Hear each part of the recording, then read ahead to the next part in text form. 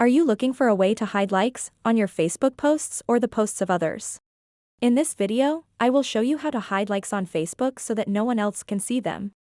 I'll walk you through every step in detail, so make sure to watch this video until the very end to understand the tutorial properly. To get started, open up the Facebook mobile app and then tap on the menu button at the bottom right corner of the screen. After that, tap on the gear icon at the top right. Once you are on the settings page, tap where it says Reaction Preferences.